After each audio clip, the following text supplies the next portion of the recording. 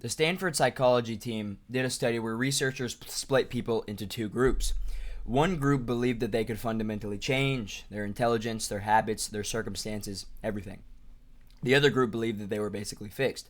Who you are at 15 is who you will be at 50. Years later, the results were completely unfair. The people who believed that they could change did. They got smarter, healthier, wealthier, even happier. And the people who believed that they couldn't change didn't. The same struggles, the same excuses, the same life. Now they're just older. The only difference between the two groups wasn't talent, it wasn't luck, it was a belief. A thought they kept thinking until it became true. And stick with me because I used to be in the second group, and I'm going to show you exactly how I got out. Okay? My name is Caleb, or Keeb, if you guys don't know me. I smoked every single day of high school, not because I loved it, because I just believed that's who I was. I believed that I was cursed to low income forever, stuck in the same town, stuck with the same people, the same situation, the same mindset that everyone had around me. At 14, I started working jobs, okay? By 18, I had worked almost 3 years at Pizza Hut. And for those 3 years, I had the exact same mindset as everyone I grew up around. This is just how life is. You work a job, you make enough to get by, and that's the ceiling. But when I turned 18, something shifted, okay? I started seeing kids my age, the same background, with no special talents or degrees, pulling six figures a month from online businesses, pressing buttons on a screen. And that single image broke down something in my brain because nothing that they did was magic, but it proved my entire belief system wrong in one shot. If they could rewrite their financial reality from nothing, the curse that I believed that I was stuck in wasn't real. That it was just a thought repeated so many times that I mistook it for a fact. And your brain's really good at doing that.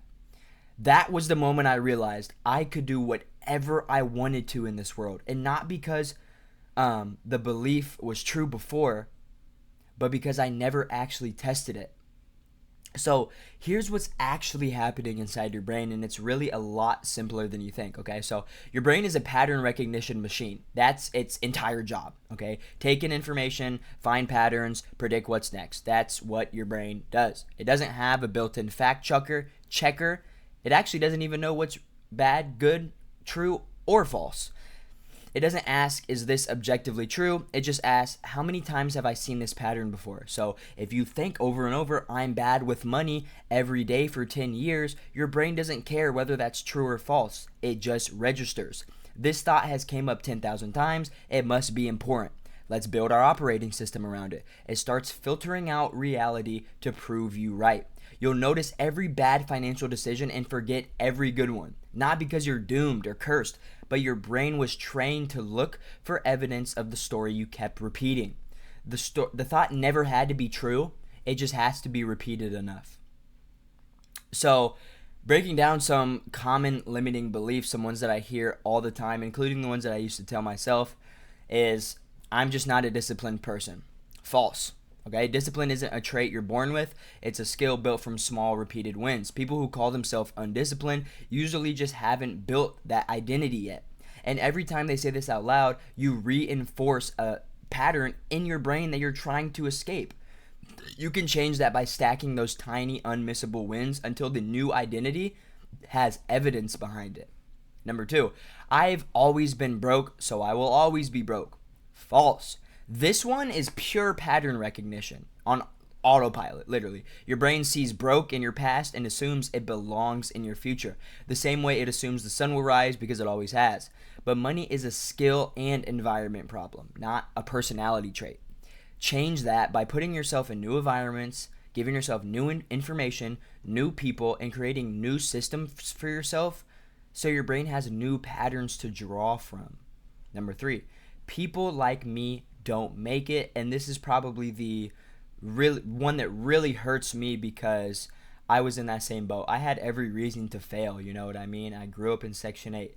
We were dirt poor. Electricity getting shut off, things like that, right? And I just turned 20 years old today, and I am a full-time day trader. So people like me don't make it. This is false and probably one of the most dangerous, okay? Because it's usually inherited from a family or friend group rather than chosen, okay? It feels true because everyone around you agrees with it, but consensus is not evidence, okay? You change this by finding even one example of someone from your background who did make it. One data point, it's better if you do have multiple, but one data point is enough to break that. I promise, okay? Number 4, the last one here is I've tried before and failed, so it's not for me, okay? One failed attempt is not the law of physics, right? One failure or failing in general is the first step to success, and the people who have the success that you see have probably failed more times than anyone around you, and especially anyone who has given up, all right? So, one failed attempt isn't a law of physics. It's one data point your brain is overweighing because failure feels emotionally loud, and you could change this by separating the outcome from your identity. You didn't fail at something. This approach just hasn't worked yet, okay? If you look at Thomas Edison, right? He was probably the greatest disciplined man in all of history, okay? Oh my God, man. His house burned down, okay? And he grabbed his wife and kids and said, come look at this. And the one thing that he said, he wasn't sobbing, he wasn't crying. The one thing that he said was, wow, it was time for a fresh start. All right? So I want to leave you guys with a story I heard that stuck with me ever since I heard it, okay? So from concentration camp survivors, including the psychiatrist Viktor Frankl, who survived and later wrote about the Holocaust, there was a pattern that people noticed and he kept noticing, okay? The prisoners who held on to a reason they'd survive, or who kept a picture in their mind of getting out, tended to outlast the ones who gave up hope.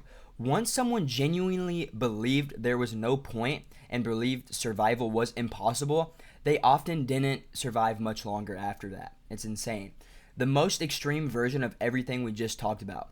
If a belief can move the needle in a concentration camp, arguably the most brutal, powerless environment a human being can be placed in, imagine what that's doing to your life right now, where you actually have options, okay? You're not cursed, you're not fixed, you're not just that kind of person. It's simply pattern recognition that your brain picked up and is repeated until it feels like truth, okay? Change the pattern, change the loop, change your life. If you were able to learn something from this video today, drop a subscribe because we break down one limiting belief at a time on this channel. I promise you there's at least one video that has... I'm going to just end it there, low-key.